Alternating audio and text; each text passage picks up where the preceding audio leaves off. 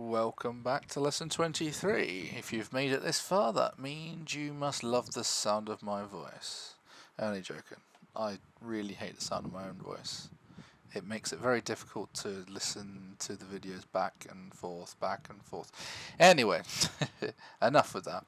So, this lesson we are literally going to go over some minor details of the arm, and we're going to give it some final finish touches and hopefully be done for this lesson, as I'm forever going back over and over again, resculpting, remaking it, different stuff, changing different things all the time. It's just, it can get overwhelming, definitely, at times, and you get so many different ideas on what you can do. It gets a bit overwhelming. It probably is if you're a good drawer, like if you're a good artist and you can draw pretty well, might be a good idea just to sketch something first. I'm terrible at 2D drawing. Yeah, so that's another story for another time. Anyway, all I'm doing on the arm is basically going over and making the edges a little sharp, and that is just exactly what we did on the previous lessons, just using the draw sharp, just drawing it on, adding the geometry, control and click to push geometry in, and then of course shift and left mouse button to smooth stuff over. And then we would then use the grab tool when we need to, and then remesh things every now and again, just so the topology is easier to sculpt with. I've come to notice sometimes the geometry when you're remeshing, just be careful on how high your topology is going. If you've made like a big mistake, like I'm forever making mistakes when I'm sculpting, just create lots of backups, because otherwise you'll find yourself wasting hours and hours on something. You realise at the end, hang on, it'll look better actually if I did this. That tends to happen quite a bit, maybe. I don't know if that's just me. I don't know if that's just my undecisiveness. If that's a word, I don't know. Okay. Right. So, on top of the arms, I really want to make these look really badass. Thinking about adding extra blades on the diagonal bit, and I want to add some more spikes. I'm not sure exactly what to do in the slots on the sides beneath this spike that I'm doing here.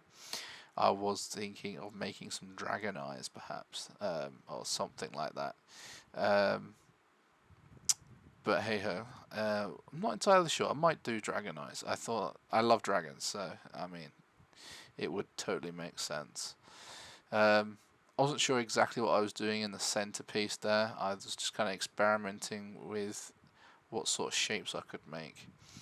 So just going over, I think you can probably model this entire avatar and the armor just using one sculpt brush, and that's using draw sharp. Just that one brush, that's it. All you do is left mouse button to draw, left mouse button and shift to smooth down, and then control and left mouse button to push the geometry in. Of course there's other brushes that definitely help. There's a lot of brushes there, but I do generally believe draw sharp is the favourite brush to use, and using the scrape to sharpen the edges, given the thickness of the edge of the sculpting, it definitely helps as well. And then of course you got your grab brush, grabbing and pulling in and out, which I've noticed I've not really used very much in this lesson. I probably should use the grab brush more often. Sometimes I'm drawing and smoothing and drawing and smoothing, when actually it could actually be more beneficial if I'm just grabbing it out and then maybe smoothing it down, or just pushing it in and drawing out or something. I'm not sure. It's just trial and error. It's just a bunch of practice sometimes. But yes, with the scrape brush tool as well, I think I've just mentioned that it definitely helps sharpen off like the blades, the points, the sharps, just makes the geometry and the sculpt mode better when you're looking at it. But yeah, so we're just finalizing some of the finisher touches with the draw sharp, I think, on the arm. Just trying to get the spike to look pretty decent. The inside bit next to that spike, I wasn't sure what to do with that. It took me a few ideas on what I could do. I was thinking mostly just to smooth it all down and fill it in and round it off, and then adding the blade on top. But before we do that, I wanted to add like a small little blade on the top in the center, right about here.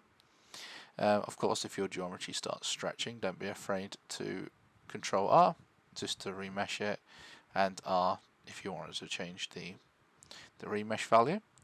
It's not a problem. And then we'll use the scrape tool just to give it that blade looking sharpness like. The more I do this, the more I find it's quicker and easier sometimes. Also, a nice little trick that I totally forgot to mention is in your edit and preferences mode, under system, I believe, you have up to 32 undos when you press Ctrl Z. Now I've changed mine up to 100. This is because I just like tapping on the screen like 100 times with my pen, and then I decide I don't like it and I need to undo it like 80 times. Yes, this has actually turned out to become a little better. Actually, it's turned out to become much better because I'm not having to do multiple saves all the time now, which actually frees up some memory as well. So that definitely helps. I'm unsure what I was going to do with the blade. I wanted to add some sort of a dragon eye somewhere. I wasn't sure exactly how or where to add this dragon eye.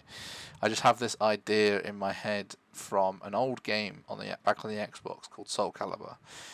Some of the weaponry that was designed was pretty decent, and then yet again some of the weaponry and armor that was designed in MMO games, massive multiplayer online, was pretty decent, like Skyrim, World of Warcraft, Guild Wars, all kinds of different types of games. We have fantasy armor, including Final Fantasy, of course. I found quite interesting. So I'm just going to smooth down that inner part just using the draw sharp, and I'm just trying to round off some edges, making it look nicer. Giving a bit of a curvature and just making this spike, just this blade curving around a little bit. Okay, and I think we're just going to tighten it up a little bit. And once you're happy with the arm piece, what we are going to do, I've slowed down the footage now. I've gone a bit slower because we are going to select the previous spike. We're going to press L. We're going to press Shift D to duplicate in edit mode. We're then going to right click and separate that object, and we're going to remove the mirror. I'll just press X on the mirror for now. We're going to press Ctrl A to reset all transforms, and then right click and put the transform point to the center of the object. And then we're going to use the transform gizmo just to place it nicely where we would like the blade to be sat. I did use, I think it's minus 35 degree angle interval just for some interval, just for some measurements, but it doesn't really matter because then I was just trying to line it up with the blade as it just sits on there. I might come back to this later on because I'm not sure. It might be too much detail. If it is too much detail, then I will more than likely just to remove it.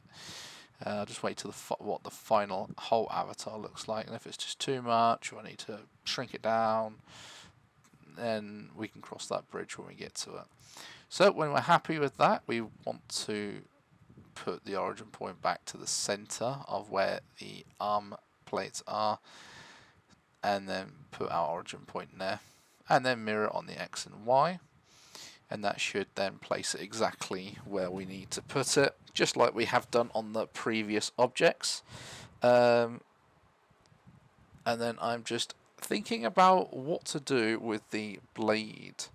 I think we're going to go into that into the next lesson.